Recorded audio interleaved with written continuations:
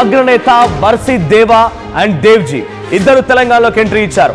Telangana Maoist కార్యదర్శి అయినటువంటి దామోదర్తో వారికి భేటీ అయినట్టు తెలుస్తోంది. సో తెలంగాణలోకి ముగ్గురు కీలకమైన నేతలు ఎంట్రీ ఇచ్చారు. బర్సీ దేవా, దేవ్జీ అండ్ దామోదర్ ములుగు అడవుల్లో మక్కాం వేసినట్టు తెలుస్తోంది. అగ్రనేతలు తెలుగు రాష్ట్రాలకు చెందినటువంటి మావోలెవరు ఛత్తీస్గఢ్ లో లేరు అంటూ భద్రతా బలగాలు టాప్ లీడర్లు తరిమి కొట్టారంటూ పెద్ద ఎత్తున చర్చ జరుగుతోంది. సో మిగిలింది బచ్చాలేనంటున్నారు ఛత్తీస్గఢ్ బలగాలు. ఛత్తీస్గఢ్ లో స్థానిక నాయకత్వంతో పునర్నిర్మాణం అవుతున్న మావోయిస్టు పార్టీ బర్సీ దేవా తెలంగాణకు ఎందుకు వచ్చాడు అనే చర్చ మొదలైంది. హిడ్మా ఎన్కౌంటర్ కు ప్రతీకారం తెలంగాణ గడ్డ నుంచే తీర్చుకోబోతున్నాడా బర్సీ దేవా? మరి ఇక్కడ ఫోటోలో కనిపిస్తున్నటువంటి వ్యక్తి బర్సీ దేవా ఏకంగా హిడ్మా గ్రామానికి సంబంధించిన ఆయన. హిడ్మా అడుగుజాడల్లో మావోయిస్టు పార్టీలో చేరిన ఈ దేవా ఇప్పుడు తెలంగాణలోకి ఎంట్రీ ఇచ్చాడట. తెలంగాణ కర్రెగుట్టలు ములుగు జిల్లా అడవుల్లో ప్రస్తుతం ఈ ముగ్గురు నేతలు ఉన్నట్టు తెలుస్తోంది. సో ఇప్పటికే బర్సీ దేవా కోసం పెద్ద ఎత్తున పోలీసులు కూడా గాలింపు చర్యలు చేపడుతున్నారు. రేపటి రోజున కీలకమైన నేత ఎవరు, మావోయిస్టు పార్టీని లీడ్ చేసేది ఎవరు అన్నప్పుడు బర్సీ దేవా పేరే ప్రధానంగా వినిపిస్తోంది. ఈ నేపథ్యంలోనే అటు బీజేపీ పాలిత ప్రాంతాల్లో కానివ్వండి, ఎన్డీఏ అలయన్స్ దగ్గర కానివ్వండి, అటు తెలంగాణలో కూంబింగ్ జరిగి ఎన్కౌంటర్ జరిగాయి, మహారాష్ట్రలో కూంబింగ్ జరిగి ఎన్కౌంటర్ జరిగాయి, ఛత్తీస్గఢ్లో కూంబింగ్ జరిగి ఎన్కౌంటర్ జరిగాయి. కానీ తెలంగాణలో మాత్రం కూంబింగ్ జరిగినప్పటికీ చాలా చిన్న స్థాయి లీడర్లే మాత్రమే మావోయిస్ట్ నేతలే హతమయ్యారు. కానీ కీలకమైన నేతలు ఎవరు కూడా లేరు. కగార్ ఆపరేషన్ కగార్ పేరుతో కర్రెగుట్టల్లో పెద్ద ఎత్తున ఒక భారీ ఆపరేషన్కి తెరలేపినప్పటికీ కూడా చాలా చిన్న స్థాయి వ్యక్తులు, సామాన్యమైనటువంటి మావోయిస్టులే హతమయ్యారు. కానీ కీలక నేతలు ఎవరు కూడా లేరు. సో ఇప్పుడు తెలంగాణ నుంచే మావోయిస్ట్ అగ్రనేత బర్సీ దేవా తన ఆపరేషన్ కొనసాగించబోతున్నాడా? ఇక్కడి నుంచే మావోయిజాన్ని మళ్ళీ పునికి పుచ్చుకొని ఇంకా స్ట్రాంగ్ కాబోతున్నాడా? తెలంగాణ కర్రెగుట్టల నుంచే కొత్త రకమైన ఆపరేషన్కి తెరలేపాడా? హిడ్మాకి ప్రతీకారంగా, హిడ్మా మరణానికి ప్రతీకారంగా ఇక్కడి నుంచే పెద్ద ఎత్తున ఆపరేషన్ చేపట్టబోతున్నాడా? ఇప్పుడు ఇవే అనుమానాలు అందరిలో కలుగుతూ ఉన్నాయి. ఇటు బర్సీ దేవాతో పాటుగా తెలంగాణ ప్రాంతానికి సంబంధించినటువంటి మరో ఇద్దరు మావోయిస్ట్ కీలక నేతలు, అటు దామోదర్ అలియాస్ బడే చొక్కేరావు, తిప్పరి తిరుపతి, దేవ్జీ ఇద్దరు కూడా తెలంగాణకు సంబంధించిన వారే. సో తెలంగాణకు సంబంధించిన వారు తెలంగాణ కర్రగుట్టల నుంచే మళ్ళీ మావోయిస్ట్ పార్టీలో తమదైన శైలిలో ఒక ముద్ర వేసుకోబోతున్నారా? వీళ్ళే ఇప్పుడు మావోయిస్ట్ పార్టీకి పెద్ద దిక్కు కాబోతున్నారనేటువంటి చర్చ కూడా మొదలైంది. సో ఆపరేషన్ కగార్ కర్రగుట్టల్లో జరిగిన కూంబింగ్ తర్వాత మళ్ళీ అగ్రనేతలు అక్కడికే వచ్చి ఆశ్రయం పొందడం, అక్కడి నుంచే తమ ఆపరేషన్ కొనసాగిస్తారనే చర్చ జరగడంతో పెద్ద ఎత్తున ఇప్పుడు పోలీస్ భద్రతా బలగాలకు కూడా ఒక ఛాలెంజ్గా మారింది. మా ప్రతినిధి ఉదయ్ ఉన్నారు. ఉదయ్, జనరల్గా ఇటువంటి కీలక నేతలు ఎక్కడున్నారు, ఎలా ఉన్నారు అనే ఇన్ఫర్మేషన్ అంత ఈజీగా బయటికి రాదు. ఇప్పుడు ఈ ముగ్గురు కీలక నేతలు తెలంగాణలో ఉన్నారు, అది కూడా ములుగు జిల్లా అడవుల్లో ఉన్నారు, కర్రెగుట్టల్లో ఉన్నటువంటి ఇన్ఫర్మేషన్ బయటికి ఎలా వచ్చింది? సో దీని తర్వాత వాళ్ళ వ్యూహం ఏంటి? అంటే నిజంగా ఇక్కడికి వచ్చి ఉంటే కనుక తెలంగాణలో వాళ్ళ వ్యూహం ఏంటి? ఎక్కువగా ఛత్తీస్గఢ్ ప్రాంతాల్లో మావోయిస్టులు ఎక్కువగా ప్రాచుర్యంలో ఉంటారు, అక్కడక్కడ తిరుగుతూ ఉంటారు, అక్కడ ఎక్కువగా ఉంటారని చర్చ. తర్వాత మహారాష్ట్రలో కూడా ఉండే అవకాశం ఉంటుంది. కానీ తెలంగాణలో ఇప్పుడు ఈ ముగ్గురు కీలక నేతలు ఒకే దగ్గర ఆశ్రయం పొందని ఒకే దగ్గర రావడం గల కారణం ఏంటి? వాళ్ళ ఇంటెన్షన్ ఏమై ఉండొచ్చు? మనొచ్చు మధ్య భారతం కేంద్రంగా దేశవ్యాప్తంగా విప్లవోద్యమాన్ని విస్తృతం చేసినటువంటి సిపిఐ మావోయిస్ట్ పార్టీకి సంబంధించినటువంటి అగ్రనేతలు ప్రస్తుతం తలదోచుకోవడం కావచ్చు, వారు సేఫ్ జోన్లు కావచ్చు, చాలా ఇబ్బందికరంగా మారింది, ప్రమాదకరంగా మారింది. ఎక్కడ కూడా ఆపరేషన్ కగార్ తీవ్రతరమైన తర్వాత పూర్తి స్థాయిలో సేఫ్ జోన్లు, షెల్టర్ జోన్లు అన్ని కూడా చిన్న భిన్నమైనటువంటి దుస్థితి. సో ఈ నేపథ్యంలో సిపిఐ మావోయిస్ట్ పార్టీకి సంబంధించినటువంటి అగ్రనేత తిప్పరి తిరుపతి అలియాస్ దేవ్జీతో పాటు మావోయిస్ట్ పార్టీ తెలంగాణ కమిటీ రాష్ట్ర కార్యదర్శిగా ఉన్నటువంటి బడే చొక్కరావు అలియాస్ దామోదర్, ఆ తర్వాత మోస్ట్ వాంటెడ్ మావోయిస్ట్ హిడ్మా తర్వాత ఆ స్థానంలో బాధ్యతలు స్వీకరించినటువంటి బర్సీ దేవా, ఈ ముగ్గురు కీలక నేతల ఆచూకీ కోసం ప్రస్తుతం 3 రాష్ట్రాల భద్రతా బలగాలు ఆచూకీ కోసం పూర్తి స్థాయిలో గాలింపు చర్యలు ముమ్మరం చేశాయి. అయితే మనకంతున్నటువంటి తాజా సమాచారం, ఛత్తీస్గఢ్ నిఘా బృందాలు ధృవీకరిస్తున్నటువంటి తాజా సమాచారం ఏంటంటే ప్రధానంగా మావోయిస్టు పార్టీ చీఫ్ అయినటువంటి తిప్పరి తిరుపతి అలియాస్ దేవ్జీతో పాటు బర్సీ దేవా, మావోయిస్టు పార్టీ తెలంగాణ రాష్ట్ర కార్యదర్శి దామోదర్ ప్రస్తుతం గోదావరి తీర ప్రాంతంలోనే తలదాచుకున్నట్లు వారికి విశ్వసనీయమైనటువంటి సమాచారం, కీలకమైనటువంటి ఇన్పుట్స్ కూడా అందాయి. మొదటి నుంచి కూడా తెలంగాణ ఛత్తీస్గఢ్ సరిహద్దుగా ఉన్నటువంటి గోదావరి తీర ప్రాంతంలోనే మావోయిస్టు పార్టీ చాలా పెద్ద ఎత్తున షెల్టర్ జోన్లు కూడా ఏర్పాటు చేసుకుంది. కర్రెగుట్టలు లాంటి ఒక కంచుకోటను కూడా గతంలో స్థాపించుకుంది. అయితే కర్రెగుట్టలను పూర్తి స్థాయిలో స్వాధీనం చేసుకున్నామని చెప్పి భద్రతా బలగాలు చెప్తున్నప్పటికీ ఇంకా కొంత మేర భూభాగం మాత్రం పూర్తి స్థాయిలో మావోయిస్టులు, ఆ పార్టీ యాక్షన్ కమిటీలు ఆధిపత్యాన్ని కొనసాగినటువంటి సమాచారం మనకు తెలిసింది. అయితే ప్రస్తుతం గోదావరి తీర ప్రాంతంలోకి బార్సి దేవా, అదేవిధంగా తిప్పర్ తిరుపతి ఎలియాస్ దేవ్జీతో పాటు దామోదర్ కూడా అక్కడే ఉన్నట్లు ప్రస్తుతం ఛత్తీస్గఢ్ నిఘా బృందాలు అయితే సమాచారం అందిస్తున్నాయి. ప్రస్తుతం తెలంగాణ రాష్ట్ర వ్యాప్తంగా కూడా చాలా పెద్ద ఎత్తున గ్రే హౌండ్స్ యాక్టివ్ గా ఉంటుంది. నిజానికి దేశవ్యాప్తంగా ఉన్నటువంటి యాంటీ నక్సల్స్ ఆపరేషన్స్ లో చాలా కీలకమైనటువంటి పాత్ర పోషించింది తెలంగాణ గ్రే హౌండ్స్. గతంలో గ్రే హౌండ్స్ ఏర్పడినప్పటి నుంచి కూడా మావోయిస్టులు నెక్స్ట్ జరగబోయేటువంటి దానికంటే మునుపు అసలు వాళ్ళు వచ్చారంటే కొంత మనం దాని గురించి మాట్లాడుకునే ప్రయత్నం చేద్దాం. సో ఛత్తీస్గఢ్, మహారాష్ట్ర అండ్ ఆంధ్రప్రదేశ్ ఈ మూడింటి దగ్గర కూడా బీజేపీ డామినేషన్ ఉంది. సో ఇక్కడ మూడింటి దగ్గర కూడా భారీ స్థాయి ఎన్కౌంటర్ జరుగుతూ ఉన్నాయి. అక్కడ కీలకమైన నేతలే హతమవుతూ ఉన్నారు. సో తెలంగాణలో కూంబింగ్ జరిగినప్పటికీ, కర్రగుట్టలో ఆపరేషన్ చేపట్టినప్పటికీ ఆ కర్రగుట్టలు ఛత్తీస్గఢ్ భూభాగం వైపుగా, తర్వాత మహారాష్ట్ర వైపుగా ఉన్నటువంటి బార్డర్లో ఆ కూంబింగ్లో కింది స్థాయి నేతలు హతమయ్యారు, కానీ పెద్దగా ఎటువంటి సిచ్యువేషన్ లేదు. సో ఇప్పుడు తెలంగాణలో కొంత ఈ పర్సంటేజ్ తక్కువగా ఉంది. తర్వాత ఇక్కడ ప్రభుత్వాలు కూడా కొంత, అంటే మొన్న ఈ మధ్య మహేష్ కుమార్ గౌడ్ కూడా పిసిసి అధ్యక్షుడి హోదాలో ఆయన కూడా ఒక కార్యక్రమానికి హాజరయ్యారు. మావోయిస్టుల పైన బూటకప్ ఎన్కౌంటర్ అటువంటి కార్యక్రమానికి హాజరైనప్పుడు కూడా రండి జనజీవన స్రవంతిలో కలవండి అని చెప్తున్నారు. చంద్రన్న, బండి ప్రకాష్ లాంటి వాళ్ళు ఇప్పుడు మావోయిస్ట్ పార్టీని వీడి తెలంగాణ ప్రభుత్వం సమక్షంలో, తెలంగాణ డీజీపీ సమక్షంలో జనజీవన స్రవంతిలో కలిశారు. ఇప్పుడు ఈ ముగ్గురు హిడ్మా లాంటి నేతలే హతమయ్యారు కాబట్టి మేము ఇక మావోయిస్ట్ పార్టీని వీడుతామనే రకంగా తెలంగాణకు ఎంట్రీ ఇచ్చారా? లేదు, ఇక్కడైతే కొంత కంపారిటివ్లీ సేఫ్గా ఉన్నాము, కొంత ఇక్కడ పౌర హక్కుల సంఘాల కానీ మద్దతుదారులు కూడా కొంత అధిక స్థాయిలో ఉన్నారు కాబట్టి ఇక్కడ సేఫ్గా ఉంటామని ఆలోచనతో ఉన్నారా? ఏం జరగబోతుంది? వాళ్ళ ప్లాన్ ఏంటి? సరెండరా, బిగ్గెస్ట్ ఆపరేషనా?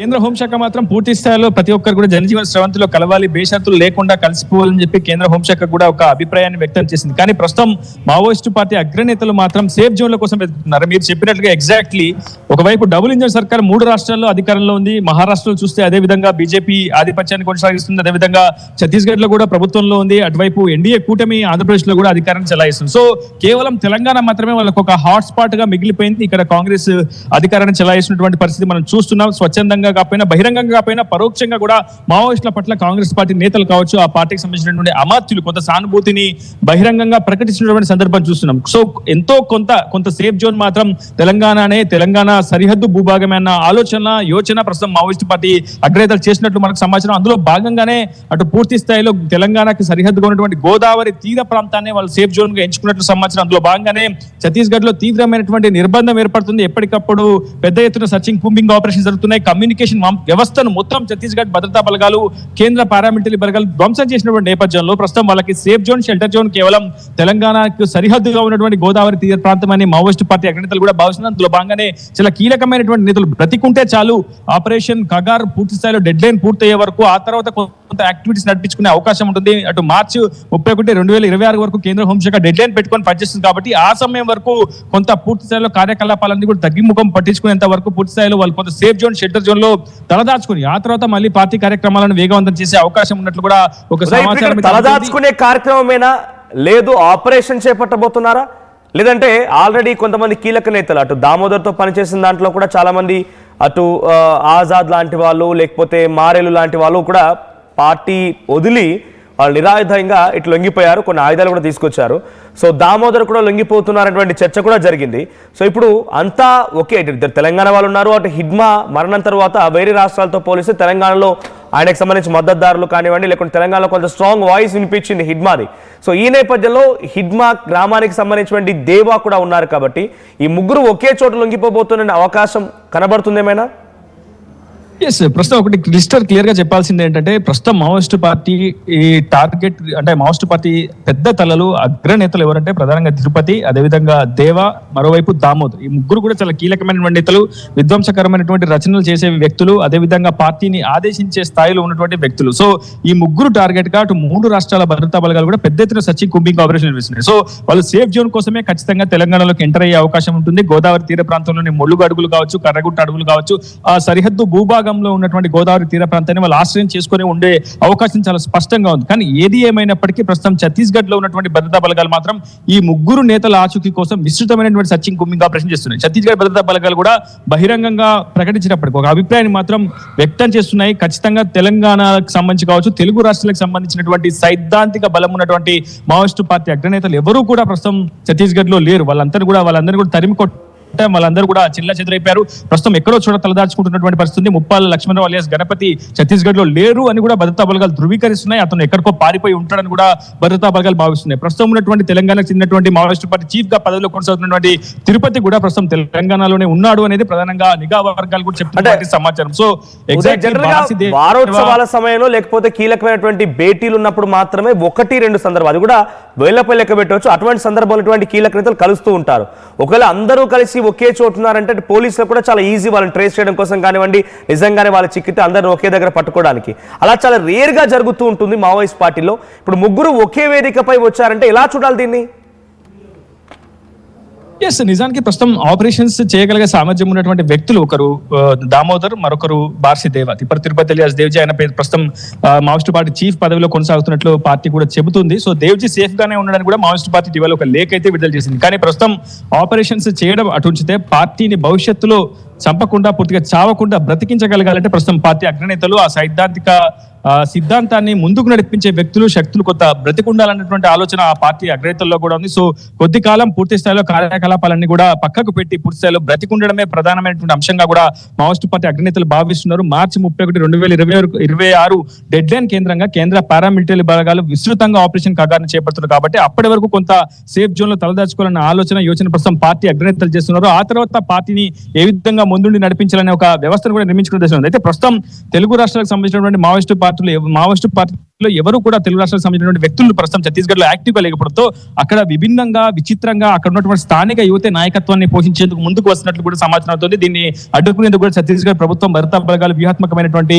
ఆలోచన చేస్తున్నాయి. ప్రస్తుతం ఆదివాసీ నేతలు చాలా మంది గతంలో బేస్ ఫోర్స్ గా ఉన్నటువంటి వ్యక్తులు, సెకండరీ ఫోర్స్ గా ఉన్నటువంటి వ్యక్తులు ప్రస్తుతం విభిన్నాత్మకంగా ప్రస్తుతం చాలా అగ్ర నాయకత్వ శ్రేణికి పోటీ పడేలా ప్రస్తుతం వ్యవహరిస్తున్నారు. బార్సిదేవ అనూహ్యంగా హిడ్మా స్థానంలోకి వచ్చిన తర్వాత చాలా మంది ఆదివాసీ యువత కూడా అక్కడ నుంచి మళ్ళీ విప్లవోద్యమం వైపు ప్రయాణం చేసే అవకాశం ఉంది. కానీ కనుక ప్రస్తుతం ఛత్తీస్గఢ్ భద్రతా బలగాలు కావచ్చు, ప్రభుత్వం కావచ్చు, అభివృద్ధి ఎజెండాగా ప్రస్తుతం ప్రజల్లోకి వెళ్తుంది. మారుమూల గ్రామాల్లో సెల్ ఫోన్ టవర్లు కావచ్చు, రహదారులు కావచ్చు, ఇతరత్ర అనేక సంక్షేమ పథకాలను అమలు చేస్తూ యువత విప్లవోద్యమం వైపు బాట పట్టకుండా పూర్తిస్థాయిలో అయితే చర్యలు అయితే చేపడుతుంది. కానీ ప్రస్తుతం మావోయిస్టు పార్టీకి ఒక దశ చూపించే విధంగా కొంతమంది సైద్ధాంతిక భావజాలం ఉన్నటువంటి నేతలు ఉండాలి. వారికి సెక్యూరిటీ కరంగా బార్సిదేవ లాంటి కొంతమంది PLJ కమాండర్లు కూడా ఉండాలి. కనుక వాళ్ళు ముగ్గురు కూడా ప్రస్తుతం తెలంగాణ సరిహద్దు భూభాగంలోనే తలదాచుకున్నట్లు మనకు సమాచారం అయితే అందుతుంది. దీన్ని ఛత్తీస్గఢ్ నిఘా వర్గాలు కూడా కొంత మనకు సమాచారం అందజేస్తున్నాయి. ఏదేమైనప్పటికీ అంశంపై ప్రస్తుతం భద్రతా బలగాలు కూడా ఒక సూచన జారీ చేస్తున్నాయి. ఖచ్చితంగా దేవా, తిరుపతి, దామోదర్ లొంగిపోవాలి, తక్షణమే బేషరతుగా లొంగిపోవాలంటూ కూడా అటు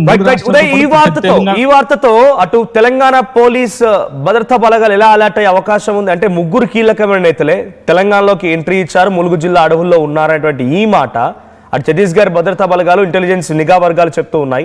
సో ఇప్పుడు దీనిపైన తెలంగాణ ప్రభుత్వం ఎలా రియాక్ట్ అయ్యే అవకాశం ఉంది? ఆ తర్వాత కేంద్ర భద్రతా బలగాలు ఇప్పుడు దీనిపై ఎటువంటి విధంగా అంటే మళ్ళీ కుంబింగ్ జరుగుతుందా ఆ ములుగు జిల్లా అడవుల్లో? ఎస్, నిజానికి నిరంతరంగా సర్చింగ్, కూంబింగ్ ఆపరేషన్స్ తెలంగాణలో ఉన్నటువంటి భద్రతా బలగాలు, ఇంటెలిజెన్స్ కావచ్చు, అదేవిధంగా గ్రే హౌండ్స్ కావచ్చు, విస్తృతంగా సర్చింగ్, కూంబింగ్ ఆపరేషన్స్ నిర్వహిస్తూనే ఉంటాయి. కానీ ప్రస్తుతం ఎన్కౌంటర్లకు తెలంగాణలో తావు లేకుండా చూసేందుకు ఒక ఆలోచన జరుగుతుందన్నటువంటి ఒక బహిరంగమైనటువంటి చర్చ కూడా జరుగుతుంది. ఏదేమైనప్పటికీ తెలంగాణకు చెందినటువంటి మావోయిస్టు పార్టీ అగ్రనేతలందరూ కూడా పూర్తిగా లొంగిపోవాలని తెలంగాణ పోలీసులు కూడా కోరుతున్నారు. స్వయంగా డీజీపీ కూడా గతంలో కోరారు. పుల్లూరి ప్రసాద్ అలియాస్ చంద్రన్న వంటి నేతలు కూడా మన దగ్గర లొంగిపోయారు. మనం చూసాం. ఆజాద్ కూడా అటు మావోయిస్టు పార్టీ భద్రాద్రి కొత్తగూడెం జిల్లా అల్లూరు సీతారామరాజు డివిజన్ కార్యదర్శి కూడా లొంగిపోయారు. సో తెలంగాణకు సంబంధించినటువంటి మావోయిస్టులు ఎక్కడున్నా సరే తెలంగాణ పోలీసులు ఎదుట లొంగిపోవచ్చని తెలంగాణ పోలీసులు పిలుపునిస్తుంది. ప్రస్తుతం తిరుపతి కూడా లొంగిపోవాలని కూడా తెలంగాణ పోలీసులు కోరుతున్నారు. ప్రస్తుతం searching, combing operation as it is గా కొనసాగే అవకాశం ఉంటుంది. ప్రస్తుతం ఈ సమాచారంతో కొత్త కేంద్ర పారామిలిటరీ బలగాలు కావచ్చు, కేంద్ర హోంశాఖ కూడా తెలంగాణ సరిహద్దు భూభాగంపై మరింత ఫోకస్ చేసే అవకాశం ఉంది. Manoj, right, thank you Uday. So మొత్తంగా తెలంగాణ ములుగు జిల్లా అడవుల్లోకి మావోయిస్ట్ కీలక నేత బార్సిదేవతో పాటుగా దేవ్జీ అండ్ దామోదర్ చేరుకున్నారట. అయితే ఇప్పుడు 500 మంది వచ్చారటువంటి దానిపైన చాలా మంది ఫేక్ అంటున్నారు. బట్ ఛత్తీస్గఢ్ ఇంటెలిజెన్స్ నిఘా వర్గాలు చెప్తున్న సమాచారం మేరకి ముగ్గురు ఇక్కడికి చేరుకున్నారు. వారితో పాటుగా వాళ్ళ టీమ్స్ కూడా ఉన్నాయి. సో గతంలో మీ అందరికీ తెలిసిందే హిడ్మా